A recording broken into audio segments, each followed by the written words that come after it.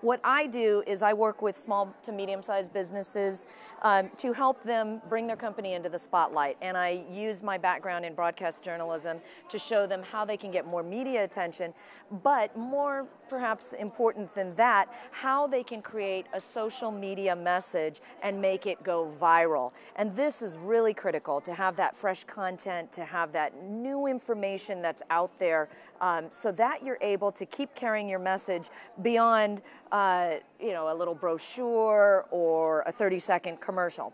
Now, I'm not opposed to commercials. I shoot commercials with Channel 10 primarily, although I appear in commercials on other networks as well. My feeling is this: things are changing. Would you agree? Yeah, they really are. So buying a commercial can be a good thing, but it can be very expensive. And usually small, medium-sized businesses that just don't have the revenue to do that. But they want to get the message out there. So what I want to touch on first is 5 tips to attract the media, because I'm all about doing it for free. How do you get the attention on your company without having to pay for it? Right? Everyone says, yay.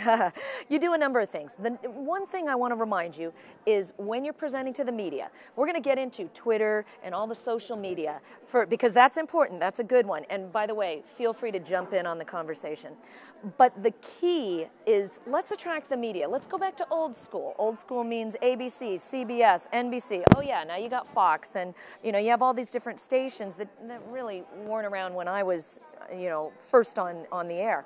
But why is it important to go to them? Because they're still a giant megaphone. They can still get it out. They can put it on their internet, which will take it beyond San Diego, but they can also get it out to the media. People still are watching TV.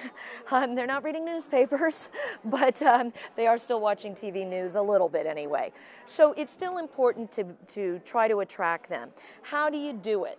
You want to use humor. Now, I talk about onion.com. That's more just a fun site. Have you seen Onion? It's hilarious. And I especially love it being a newscaster because they make fun of newscasters. And so they sit there and they come at you with the news, and they say, and coming to you today live at 5 is a report on why that ridiculous Macintosh company has come up with yet another idiotic device that the crowd is loving. And so they'll do something like that, and they'll have a whole lot of fun with it. So the point is, the more you make a press release is what I'm talking about here. Writing a press release or delivering a message to the media. You meet a newscaster or news reporter at an event like this, and you say, I have this story, and you tell them a little story. First of all, a story sticks. Secondly, the humor makes it more enjoyable, and they're likely to say, hey, that's a good idea. Because what happens is, as a news reporter, you have all this information that comes across your desk, and a lot of it ends up in that good old circular bin beneath your desk, because you just don't have time to cover the story. The other thing is, you have to remember the medium. So if it's radio, print, or TV. I'm talking primarily about TV, because the first two, almost any story is going to work, as long as they have a talking head to speak in the radio, and as long as they have people to interview and quote in the paper. The problem with the third one is that shooting something, for instance, like this, unless you do something very visual, you're getting people up, getting people on the floor, and who would do that? Then you're not going to have anything visual.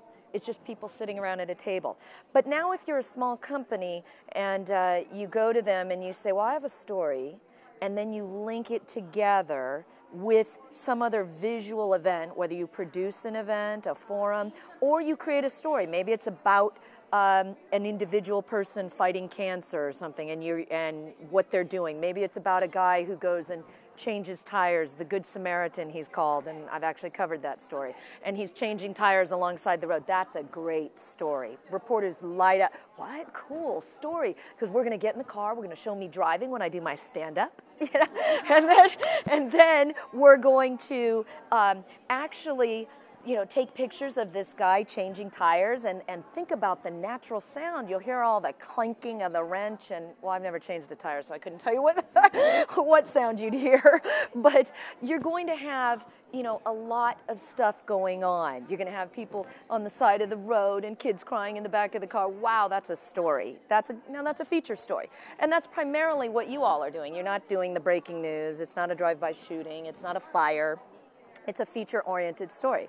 But you can see, even as I give my talks and I paint the picture, I try to incorporate a little quip here and there to make you laugh and to make you remember what I'm telling you, because I know I'm delivering quite a bit. The other thing is you want to be controversial or take a stand. Nothing worse than interviewing somebody. You're pitching your product, you're pitching your service, but then you're on the fence and you're on, slipping to one side or the other. Take a stand. If you really don't have the answer to that and you can't, then I understand standing back. But you really do want to be able to present and say, this is what we're saying, and based on whatever your research is, whatever your product is. Relate your product and your service to a current event. So this is just right off the bat, no-brainer. And all of you who are writing frantically, again, if you email me or give me your card, I will send you this, or give you, better yet, I'll probably post it on my website with a downloadable code for it, so you'll be able to access it. You want to be linking to something that's happening now, something relevant, because the media, news media, plays off of things that are in the here and now. And if you can say, well, let me tell you why this product, you heard Carolyn Gross speak about her book, that she had already written the book prior to 9/11. The 9/11 hits and bam, that's, just media bliss, because you've got all this, stations wanting to talk about how do you stay calm. So that's a timely thing. IRA.org and Termites 101. Nothing in common. The reason I name these two is because these are two different websites, but they're run by companies. And these websites offer a lot of information. They're not necessarily selling their product on these websites, but what they're doing is they're giving you all the information you ever wanted to know about termites, and all the information you ever wanted to know about retirement vehicles, investing in alternative assets, why if you're a small business owner and you're not doing it, you're really going to hurt your bottom line. We're going to get to that slide in a minute. But these two websites provide helpful information. And so the key is you put these two sites up, you provide constant content. You don't put them up with static content where the page doesn't change. You put them up and you have constant information being given out on these websites, whether it's by a blog post, a video, iPodcast on it, or news and articles that are updated.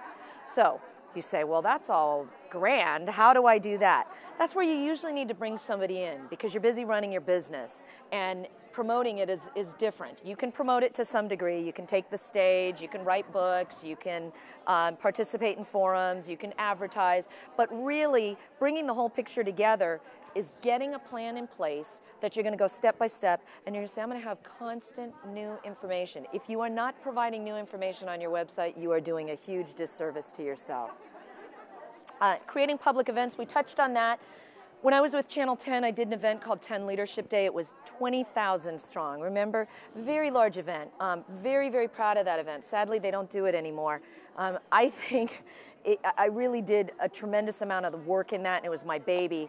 And when I left, which was to take care of my father who had prostate cancer, I could no longer do it.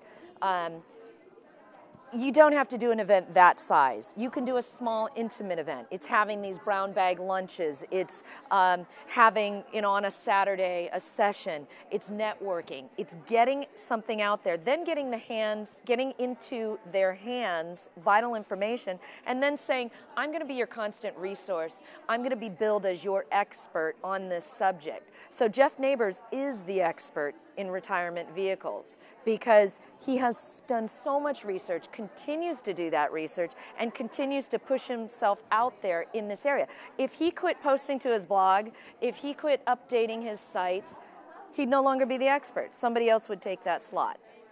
All right, 3 strikes, yeah. How, you're saying constant, what would constant be? Weekly, daily?